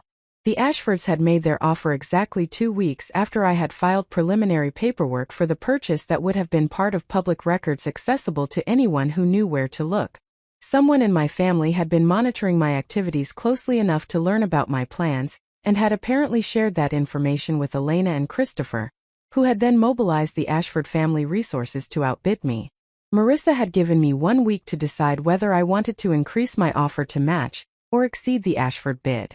She had also shared, with obvious discomfort, that Robert Ashford had mentioned during their negotiations that he was aware of my interest in the property, and had expressed surprise that Marissa would consider selling to someone who had publicly embarrassed the Ashford family by extension through the article about Elena's wedding. He had suggested that my purchase of Villa Celestia would be inappropriate given the property's significance to his family, and that Marissa should consider the reputational implications of selling to someone with such a contentious relationship to previous clients. The manipulation was transparent and offensive. Robert Ashford was attempting to poison my deal with Marissa by characterizing my truthful account of family dysfunction as embarrassment rather than legitimate boundary setting. He was leveraging his family's wealth and social position to frame me as the problematic party, the person whose purchase would somehow taint the villa's reputation. And he was doing it through a combination of financial pressure and social pressure that he apparently assumed would be effective because he was accustomed to getting what he wanted through exactly these methods. I had thanked Marissa for her honesty and for giving me the opportunity to respond to the competing offer. Then I had ended the call and had sat in my apartment trying to process the magnitude of what was happening. My family had not been content with estrangement. They were not satisfied with having cut me out of their lives and having reframed our relationship rupture as my failure rather than their dysfunction. Now they were actively attempting to prevent me from purchasing Villa Celestia, from reclaiming the site of my exclusion, from making the symbolic statement that their rejection had not diminished me but had actually freed me to build something they could never have imagined. The first person I called was Angela Torres, who answered immediately, and who listened without interruption as I explained the situation. When I finished, there was a long pause before Angela spoke, and when she did, her voice carried both sympathy and a harder edge of strategic thinking. She had told me that what was happening was actually a positive development disguised as a setback, though I should not be blamed for not seeing it that way in the moment. The Ashford family's interference proved that my potential purchase of Villa Celestia was significant enough to threaten them, which meant it was exactly the right move. They were revealing their hand by trying to outbid me, showing that they recognized the symbolic power of my owning the villa, and wanted to prevent that reversal of the narrative at any cost. Their desperation was evidence that I was doing something that mattered. Angela had then asked me a direct question that cut through my emotional response to focus on practical reality. Could I afford to match or exceed the Ashford offer of €5 million? Did I have access to sufficient capital or credit to make a competitive bid? The honest answer had been complicated. My equity stake in Chain Forge was now worth approximately $2.8 million, based on our most recent internal valuation, following the pharmaceutical company deal. I had liquid savings of approximately $300,000 from salary and bonuses. I had preliminary approval for financing of up to $2 million based on my equity and income, though that financing would carry interest rates that would make the villa's operations need to be quite profitable to justify the debt service. If I leveraged everything available to me and structured the deal creatively, I could potentially put together an offer in the range of 4.8 to 5 million euros. It would be tight, it would be risky, and it would require me to bet essentially everything I had built on this single symbolic purchase. Angela had listened to my financial breakdown and had then offered something I had not expected. She had told me that if I was serious about purchasing Villa Celestia, and if I was comfortable with the personal and financial risk involved, she would be willing to participate as a partner in the acquisition. Not because she needed another investment property, but because she believed in the symbolic importance of what I was trying to accomplish, and because she had resources that could make the deal possible without requiring me to overextend dangerously. She had suggested that we could structure a partnership where she would provide capital in exchange for a minority ownership stake, with an agreement that would give me the option to buy her out once Chain Forge had a liquidity event, and I had converted my equity to liquid assets. The offer had been generous to the point that I had immediately questioned whether accepting it would compromise the meaning of what I was trying to do. If I purchased Villa Celestia with significant financial help from Angela, was it really my achievement? Was I simply replacing dependence on my family with dependence on a wealthy friend who was willing to subsidize my symbolic gesture? Angela had anticipated my concern and had addressed it with characteristic directness. She had explained that what I was experiencing was a mindset inherited from my family, a belief that accepting help was weakness, or that achievements only counted if they were accomplished entirely alone. She had pointed out that every successful person she knew had built their success through a combination of personal effort and strategic relationships, through knowing when to ask for help and from whom. The Ashford family was attempting to outbid me by pooling their resources. Responding by pooling my resources with someone who shared my values was not weakness but strategy. More than that, Angela had explained that she would be making this investment because she believed Villa Celestia could be transformed into something meaningful beyond my personal relationship to it. She had been thinking about the conversation we had had months earlier about using wealth to create positive change rather than simply accumulating more wealth. If we purchased the villa together, we could potentially transform it from a luxury venue serving only the ultra-wealthy into something more accessible, perhaps a retreat center for women rebuilding their lives after family estrangement or domestic situations, perhaps a venue that offered scholarships for events to families who could not otherwise afford destination celebrations. The villa could become a statement not just about my personal success but about using resources to expand access rather than restrict it. I had spent the next 48 hours in intense deliberation, barely sleeping as I weighed the competing considerations of financial risk, symbolic meaning, and practical possibility. I had consulted with Marcus Chen about the business implications of taking on significant debt, when Chain Forge still required my complete focus and attention. I had spoken with Teresa about the psychological dimensions of accepting help, and whether doing so would diminish the personal significance of owning Villa Celestia. I had talked with Sophia about whether I was making this decision for healthy reasons or whether I was being driven by a need to prove something to people whose opinions should no longer matter to me. Through all of these conversations, what had become increasingly clear was that purchasing Villa Celestia was not actually about my family at all, or at least not primarily about them. It was about claiming something that represented possibility and transformation, about creating a space that could serve values I actually believed in rather than simply reproducing the exclusionary luxury my family had celebrated there. My family's interference through the Ashford bid had momentarily made me lose sight of that larger purpose, had pulled me back into defining myself in relation to their approval or disapproval. But the real reason to pursue the purchase was not to spite them, but to create something meaningful that would outlast whatever feelings I currently had about their rejection. By Saturday evening, I had made my decision. I would accept Angela's partnership offer, and would work with Marissa to structure a bid that would match the Ashford offer, while also including commitments about how the villa would be used going forward. Marissa had been clear that she cared about the property's legacy, so our bid would emphasize plans for the villa that honored its history, while also expanding its purpose beyond serving only the wealthiest clients. We would offer €5 million with creative financing that included seller financing from Marissa for a portion of the purchase price, partnership capital from Angela for another portion, and leveraging of my own assets for the remainder. I had called Marissa on Sunday morning San Francisco time, which was evening in Santorini, and had outlined our revised offer. I had been prepared for negotiation or for Marissa to express concern about the complexity of our financing structure. Instead, she had listened carefully to the proposal, and had then said something that suggested she had been hoping I would find a way to remain competitive. Marissa had told me that she had been deeply uncomfortable with Robert Ashford from their first conversation, that his manner of discussing the villa had reflected an attitude of entitlement rather than appreciation, and that his comments about my unsuitability as a buyer had actually made her more rather than less inclined to sell to me. She had done some research on the Ashford family's other property holdings, and had discovered that they had a pattern of purchasing historic properties, and then significantly altering them to maximize commercial returns regardless of architectural or cultural significance. The idea of Villa Celestia suffering that fate had made her genuinely distressed.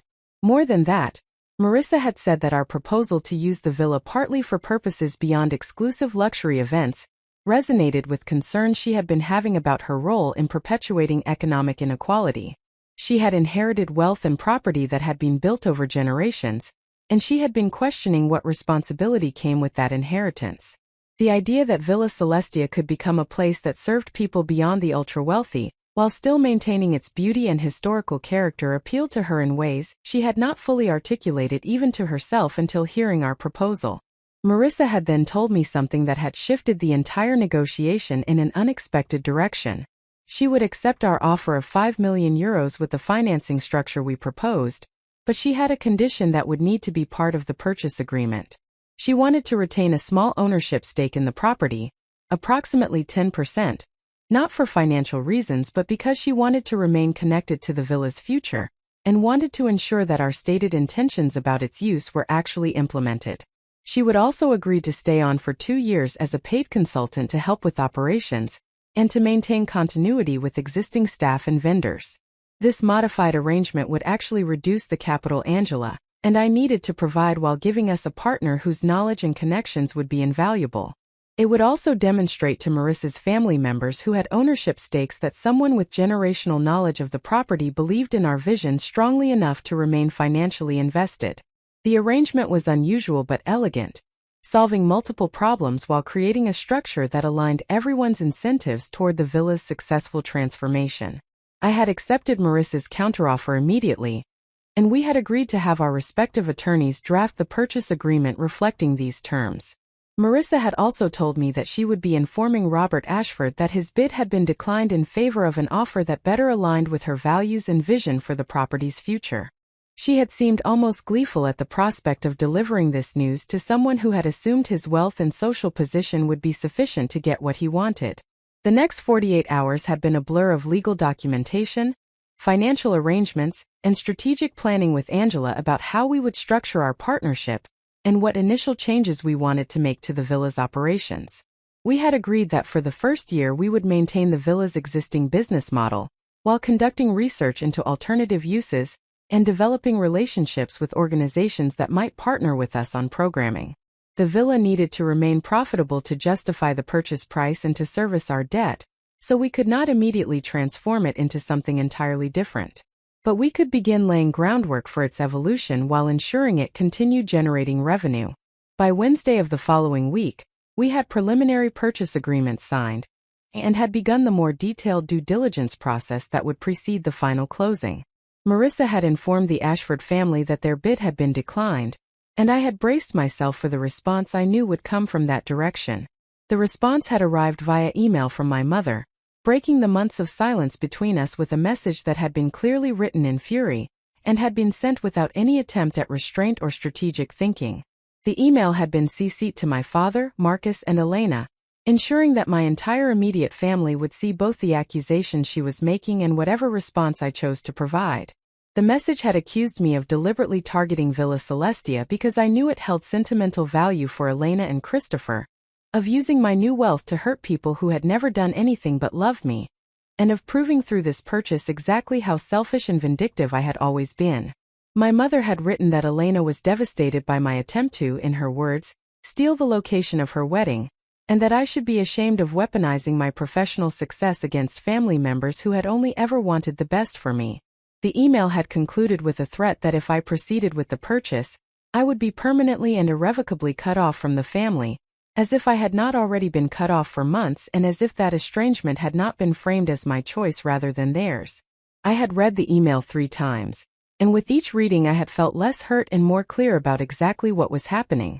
My mother's response confirmed what Angela had suggested, that my purchase of Villa Celestia threatened my family's narrative in ways they found intolerable.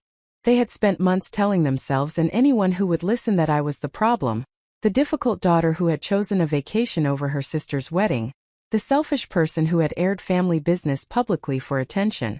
The story had allowed them to avoid examining their own behavior, or acknowledging the patterns of favoritism and exclusion that had led to my absence. But if I purchased Villa Celestia, if I owned the very location where they had celebrated without me, their narrative collapsed. My ownership of the villa would be public evidence that far from being destroyed by their rejection, I had thrived. It would demonstrate that I had built a life and achieved success that exceeded anything they had imagined I was capable of. My interview with Priya had taken place in her Stanford office, a book-lined space with windows overlooking the campus quad, and it had lasted nearly 3 hours as she had walked me through a detailed series of questions about my family history, the wedding situation, and the estrangement that had followed. What had emerged from that conversation was a portrait of my family system that was both more complex and more clear than my previous understanding. Priya had helped me see how my parents' own financial anxieties and class aspirations had shaped their differential treatment of their children. Elena's ability to marry into wealth had represented upward mobility and validation that I, with my stable but unspectacular professional success, could never provide. My parents had invested in Elena not because they loved her more, but because her success reflected well on them in ways my success did not. And when I had refused to subordinate my financial well-being to Elena's wedding, I had essentially refused to continue participating in their class mobility project, which they had experienced as a fundamental betrayal. Priya had also pointed out something I had not fully recognized, which was that my professional trajectory since leaving Seattle had vindicated the very choices my family had criticized. They had positioned me as selfish for prioritizing my career and financial stability over family obligation. But my focus on career and financial stability had directly enabled the success I was now experiencing. If I had adopted Elena's approach to life, expecting others to fund my aspirations and prioritizing image over sustainability, I would never have been in a position to seize the opportunity Claire Sutherland had offered. My family had been wrong not just about my character but about which approach to life actually led to genuine success and security.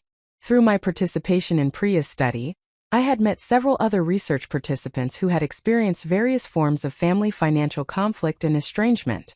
One woman named Catherine had been essentially disowned by her wealthy parents when she had refused to use her trust fund to bail out her brother's failing business. Another participant named David had been excluded from family events for years, after he had declined to take out loans to help pay for his sister's expensive fertility treatments. Hearing their stories had reinforced that my experience was not unique or even unusual, that families across all economic levels struggled with conflicts about money and obligation, and that setting boundaries around financial requests was consistently characterized as selfish regardless of how reasonable those boundaries actually were. One of the most valuable connections I made through Priya's research was with a woman named Angela Torres, who had experienced family estrangement after refusing to financially support her parents' retirement despite having significant wealth from a successful tech career. Angela was in her early 40s, had sold a previous startup for a substantial sum, and was now working as an angel investor helping other founders build their companies. She had been estranged from her parents for 5 years, had done extensive therapy to process the guilt and grief that came with that estrangement, and had emerged with remarkable clarity about boundaries and self-preservation. Angela and I had met for coffee after our respective interviews with Priya, and we had immediately recognized in each other the particular kind of strength that comes from choosing yourself over family expectations. Angela had been through the full cycle of estrangement, from the initial break to the desperate attempts at reconciliation to the final acceptance that reconciliation was not possible without sacrificing her own well-being. She had wisdom earned through painful experience, and she was generous in sharing that wisdom with someone earlier in the same journey. It was Angela who had first suggested that I might be in a position to make a symbolic statement about my independence from my family's narrative by acquiring something that represented the site of my exclusion. We had been discussing Chainforge's recent success and the paper value of my equity stake when I had mentioned, almost as a joke, my conversation with Marissa Castellanos about potentially purchasing Villa Celestia someday. Angela had not laughed. Instead, she had looked at me with complete seriousness and had said something that would ultimately change the trajectory of the following year. She had told me that when she had sold her first company, she had used part of the proceeds to purchase the house she had grown up in, which her parents had been forced to sell during a period of financial difficulty. She had bought it not to live in but as a way of reclaiming something that represented both her origins and her transcendence of those origins. She had transformed the house into a community center providing resources for low-income families, turning the site of her childhood pain into something that served others. The act of purchasing and repurposing that house had been more healing than years of therapy, giving her a concrete way to demonstrate that she had moved beyond the limitations her family had once represented. Angela had suggested that I consider seriously pursuing the purchase of Villa Celestia if my financial situation allowed for it.